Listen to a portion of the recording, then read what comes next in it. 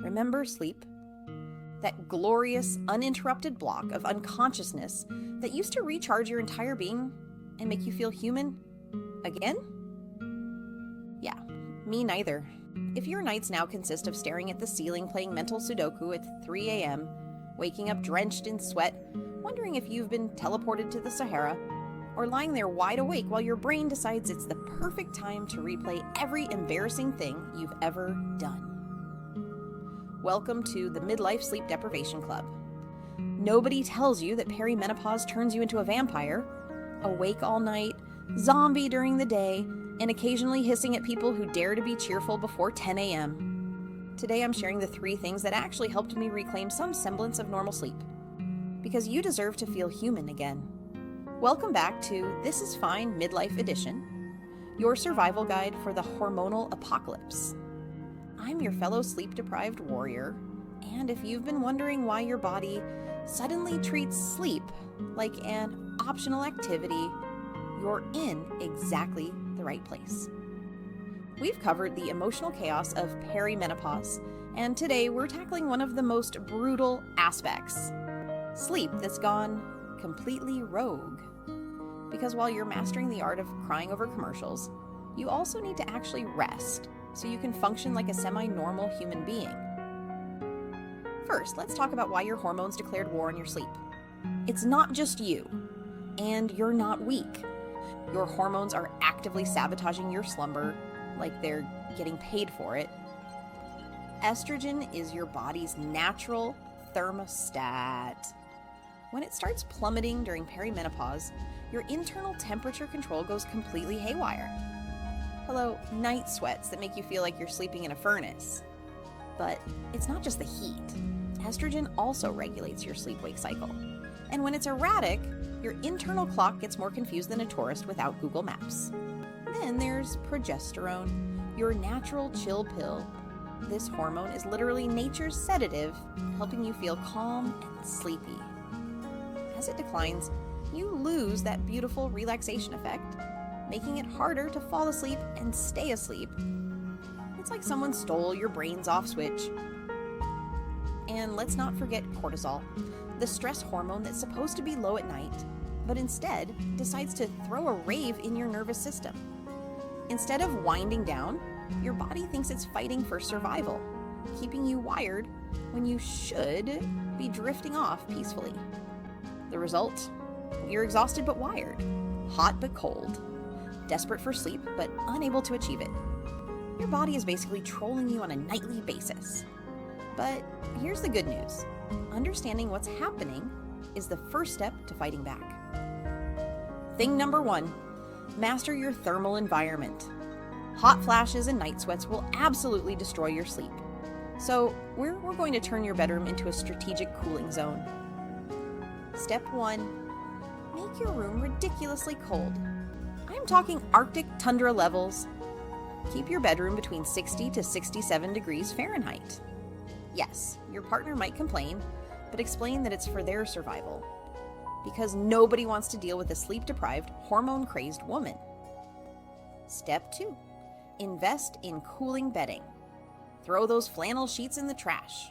Use breathable materials like bamboo, eucalyptus, or moisture-wicking blends.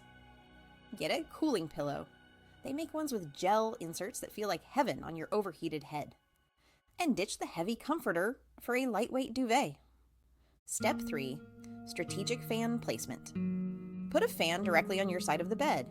Some women swear by a small personal fan on the nightstand aimed straight at their face. Whatever works. Embrace your inner wind goddess. Step 4, the emergency cooling kit. Keep ice packs in the freezer. When a hot flash hits, place a frozen gel pack on your neck, wrists, or feet for instant relief. It's like hitting the reset button on your internal furnace. Why this works? You're actively lowering your core body temperature and overriding those hormonal signals that want to turn you into a human torch. You're creating conditions where your body can actually settle into restorative sleep. Thing number 2, digital detox and sacred wind down ritual. This one's hard but crucial. Your brain, already overstimulated by hormonal chaos, does not need more stimulation from screens. No screens for 1 full hour before bed. Not your phone, not your tablet, not the TV. Blue light suppresses melatonin, your natural sleep hormone, and scrolling through Instagram or doom scrolling news just amps up your anxiety. Put your phone in another room, charge it in the kitchen, and if you need an alarm, buy an actual alarm clock. Yes, they still exist. Then create a wind down ritual. Train your body and brain that it's time to switch from survival mode to rest mode. Your ritual might include a warm bath or shower. The temperature drop afterward signals it's time to rest. Add Epsom salts or lavender if you're feeling extra. Reading a physical book, not an e-reader. Something mildly interesting, but not so gripping you stay up reading all night. Gentle stretching or restorative yoga. Think slow hip openers and neck rolls. Nothing intense. Brain dump journaling. Get your thoughts out of your head and onto paper. If your mind is racing with tomorrow's to-dos or today's regrets, don't carry it to bed with you. Consistency is key. Try to go to bed and wake up around the same time every day, even on weekends. It helps regulate your circadian rhythm, especially when your hormones are wrecking it behind the scenes. Why this works. You're reducing mental stimulation and creating a clear transition from chaos to calm. You're telling your perimenopausal brain, hey buddy, party's over, time to shut it down. Thing number 3, strategic nutrition and substance audit. This isn't just about late night snacks, it's about stabilizing your blood sugar and reducing internal sabotage. First, balanced dinners, timed right. Eat a meal with lean protein, healthy fats, and complex carbs. This helps prevent 3 a.m. wake-ups caused by blood sugar crashes. Try not to eat too late. Digestion competes with your body's ability to sleep. Second, strategic bedtime snack. If you tend to wake up starving, try a small snack. Almond butter, a few nuts, or fruit with protein. Skip the sugary stuff, or you'll spike and crash. Third, caffeine curfew. No caffeine after noon, 2 at the latest. Caffeine has a half-life of 6 to 8 hours and can quietly keep you wired, even if you think you're immune.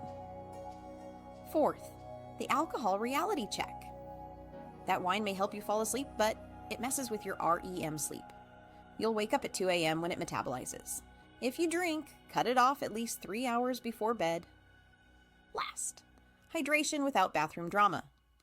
Drink plenty of water during the day, but taper off a couple hours before bedtime. Midnight bathroom breaks, hard pass. Why this works. You're reducing the chances of cortisol spikes and internal disruptions. You're giving your body the calm chemistry it needs to stay asleep. Here's the reality check. These strategies work, but they're not magic bullets. It took time for your sleep to break down. It'll take time to rebuild it. You might not see results immediately. It often takes 2 to 4 weeks of consistency to see real change. Some nights will still suck. That's normal. The goal isn't perfect sleep every night. It's better sleep most nights. If you've tried this for 6 to 8 weeks and you're still struggling, talk to a provider. You may need HRT, a sleep study, or something more targeted.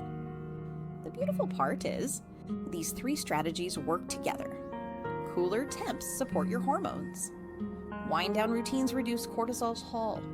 Balanced nutrition stabilizes everything. They stack into a positive feedback loop. Your sleep action plan. This week, master your bedroom temperature. Next week, commit to a digital detox and wind down ritual. Week 3, dial in your nutrition and timing. Give it a month and see what happens. Hit that subscribe button if you want more real talk survival guides for midlife madness. Next week's video, why your doctor says you're fine when you're obviously not. Drop a sleeping face in the comments and tell us, what's your biggest sleep struggle? Night sweats? Racing thoughts? All of the above? Share this with a woman who's lying in bed at 2:47 a.m. wondering why sleep hates her. Let's build a community of well-rested, slightly less cranky midlife warriors. This is Fine, Midlife Edition, where we reclaim our sleep one cold bedroom at a time. Sweet dreams are possible again. I promise.